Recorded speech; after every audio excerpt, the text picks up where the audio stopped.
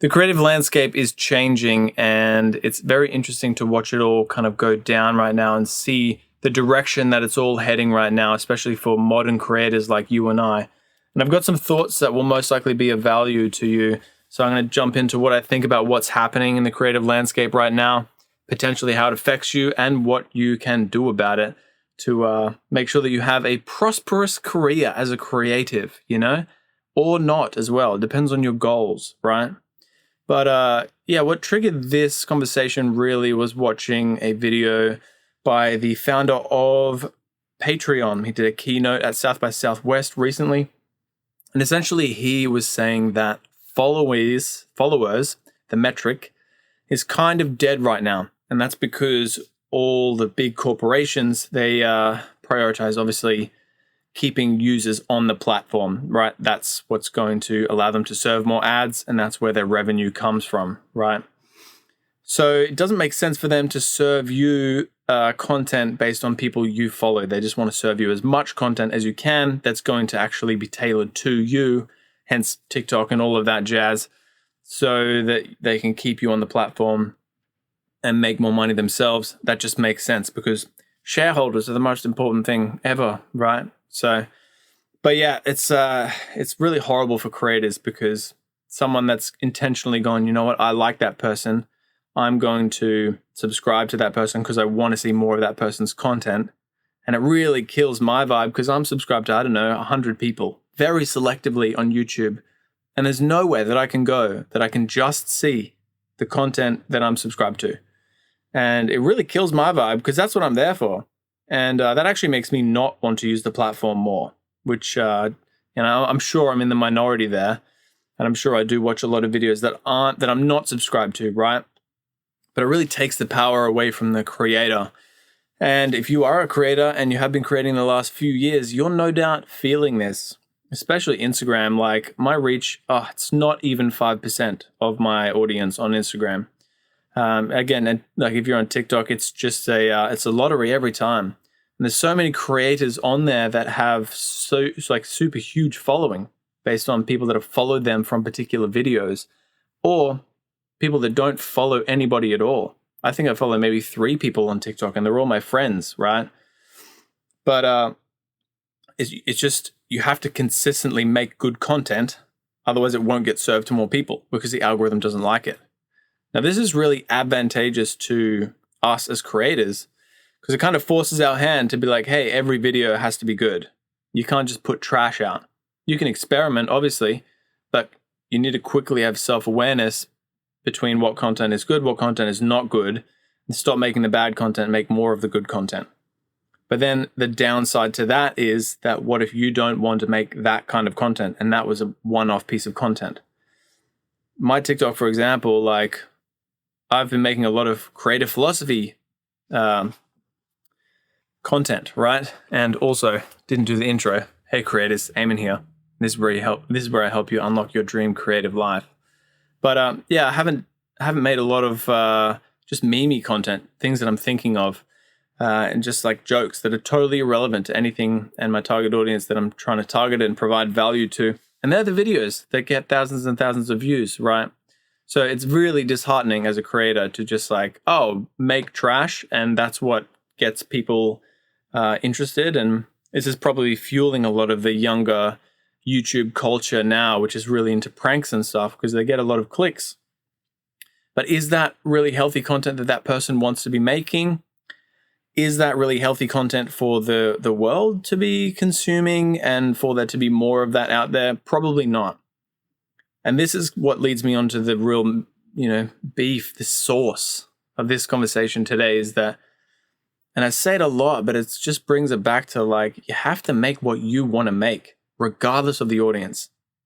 And the caveat to that is that having self-awareness around that, and you have to make sure that you're obviously aware that you want to make the content you want to make because that's what's important to you and that's what's important to your mental health. That's what's going to keep you creating consistently, and that's what's going to give you all of the wholesome benefits of creating, such as enjoying your existence, doing it for you, making what you're passionate about, all of those things. which is the most important part of creating, I would argue, at least I've found it myself. And I've lost my point, haven't I? So no, but like it's also going to stop you from doing all of the negative things of creating, like leaning into the content that you think is what people want, right?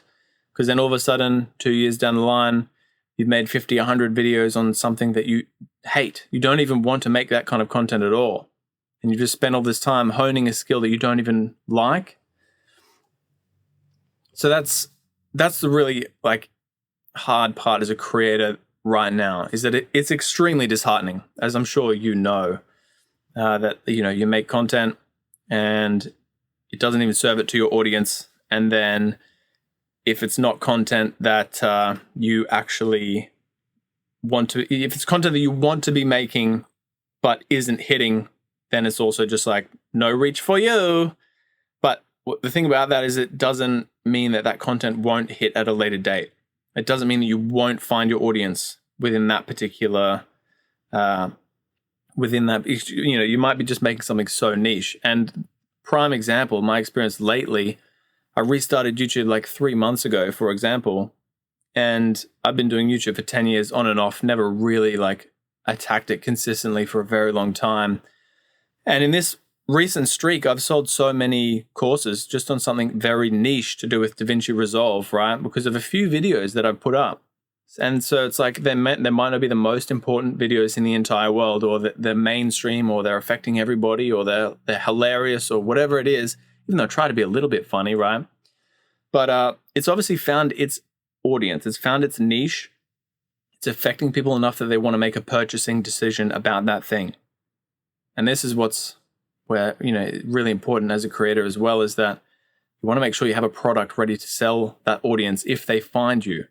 Because if you're making something that's very niche and you're aware of that, but you are trying to tailor that niche content to be entertaining, to be valuable to that audience, you know what you want to make, you know who your audience is, you're trying to make that type of content better because it's going to fulfill you deeper and it's going to provide more value and entertainment to the audience you want to actually provide value and entertainment to.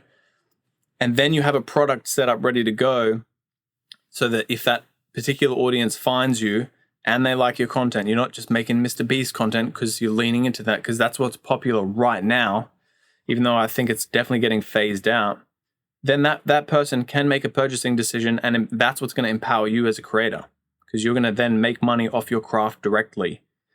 And again, I've like within 7 views of one of these DaVinci videos going live, I had someone purchase a course, right?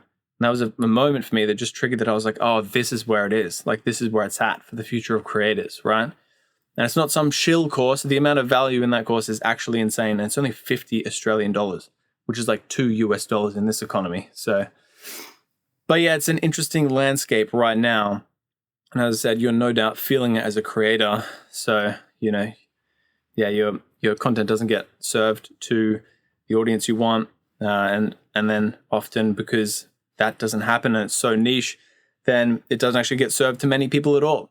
But there's a lot of things that are in your control that allows your content to be seen by more people. And you need to double down on that if you really want to make it work. You need to have that self-awareness.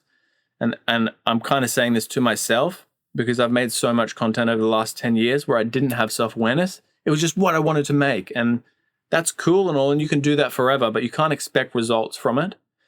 You have to actually have some self-awareness and go, yeah, it's what I want to make, but is it tailored so that anyone will enjoy it? Like, I'm all about the make what you want to make. That's the most important thing. But yeah, if it's not consumable by anyone else, or if you're not doing anything to market it, or if you're not trying to make a good thumbnail, or if you're not trying to do anything like that, then it has a much lower chance of reaching its audience, much lower chance of you actually having a sustainable career as a creative, right? And that's the most important thing here. But the landscape is changing. And this is kind of what I wanted to chat about at the start of the video. But here we are. It's definitely going to turn in the next few years. And this is the most important part about this, is that if you keep doing what you want to do and you're trying to make it better in a self-aware way, then, algorithms and trends, they come and they go, right? And it's going to end up in your favor if you're consistent and you're doing the thing that you love. it's going to come back around, my dude.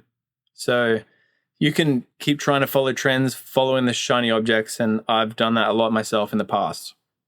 But when you finally stick to what it is that you love, double down on that, have self-awareness around it, the trends will come and they will go. But if you're just staying strong there, like a creative rock, I don't know if rocks are creative, maybe if you paint them, but that's what's going to actually be successful for you.